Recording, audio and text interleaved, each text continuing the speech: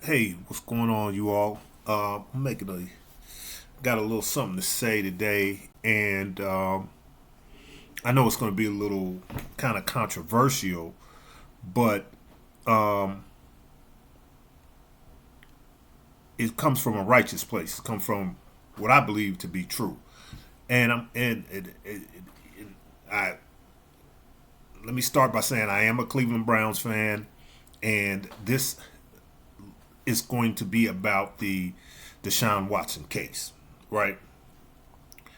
And I'm not sure about.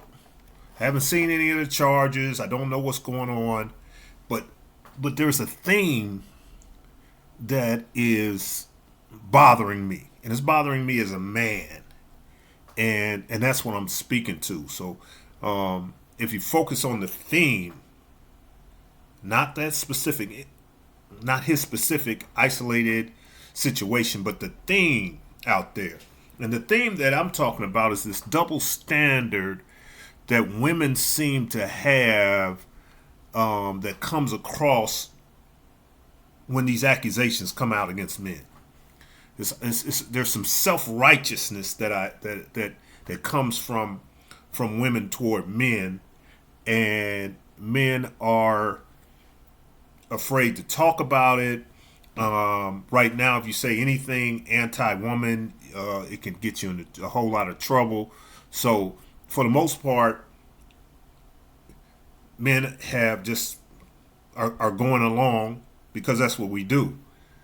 But I just want to talk about the double standard because from high school,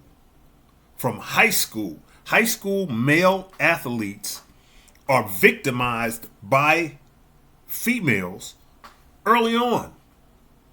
If you are a male athlete who looks like they're going some places and you start getting a lot of attention, a lot of letters, I'm not talking about the regular division, the regular high school athlete. I'm talking about the big guys who are the blue chippers. From high school through college to the pros. Women kind of throw themselves at those guys. Michael Jordan, Bill Russell talks about how they would get to the hotel and girls would already be in the rooms.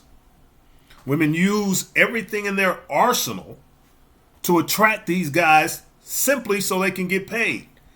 This has been going on since the beginning of time. Women's bodies are attracted to men.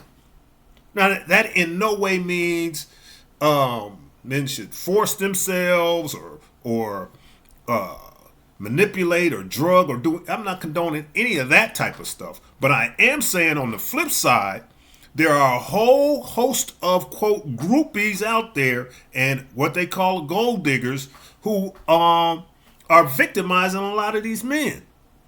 You hear it on even regular guys who go on Facebook looking for love. Meet a girl, she has two other guys in a hotel room, he gets robbed. So, can I go into a massage parlor and pay for something that's not on the menu? We're consenting adults. It may be something that's against the law and immoral, but I haven't violated that person. I throw down $100 bill. She agrees to do whatever that's not on the menu. Bam. Okay. I don't know that that's what happened with Deshaun Watson. And anything, if he violated, forced himself, whatever, that's then he needs to be convicted and go to jail and punished. But what I'm speaking to is the self-righteousness and the double standards that are plaguing the entire genre of men and women, right? When it comes down to some of these, to these interactions. There's a flip side, and it's called male victimization, where men are being exploited for because they happen to look like, or they even happen to get contracts, and they're getting paid for their physical exploits or their musical exploits, whatever they can do, right? And women are using their bodies to attract males to get paid. This goes on. And so the hush hush about it, while we're steadily pointing the finger at these bad men, some women are raising their girls, are grooming their girls for individuals. Some of you are grooming your girls to meet doctors or meet lawyers or meet, no, don't go out with him, or don't go out with dark-skinned guys. You want to go out with a brown-skinned guy so you can have a brown-skinned baby. All of this is the same mentality, same principle here. So, what is my point? My point is that there is a double standard that comes across, and sometimes when you read about this kind of stuff, especially like Deshaun Watson, on the flip side, if he's just paying for something extra, I don't really see what the issue is. Now coming to my Christian side as a Christian minister, that's something different. But in terms of all these people trying to get paid who've already gotten paid, understand this now. All of them, most of them have gotten paid on the front end because he paid them extra to do something that wasn't listed. I guarantee you that. Just put the $100 on the table, $200 on the table. Bam, she do what she do. I don't see what the issue is there. Now, if he touches her, pushes her, violates her, forces her, manipulates her, drugs her, in any kind of, those are instances that I'm not talking about. You need to go to jail if you've done any of that kind of stuff. R. Kelly's in jail. He deserves to be in jail from the evidence that's out here. But unless, and maybe some other evidence is coming out about him, but I'm just talking about whether it's me or any other guy.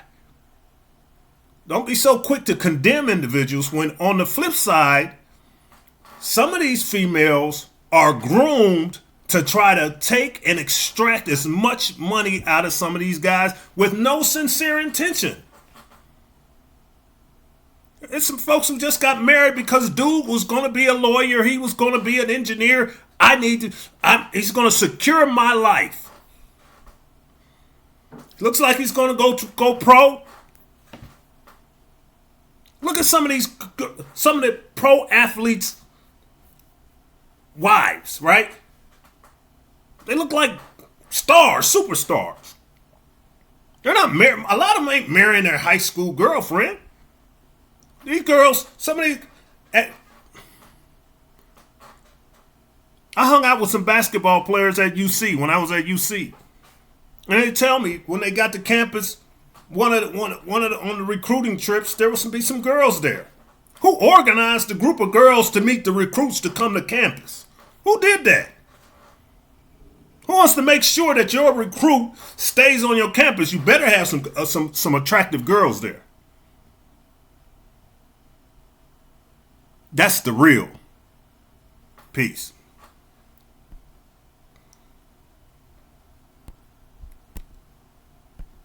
Don't know how to stop this thing.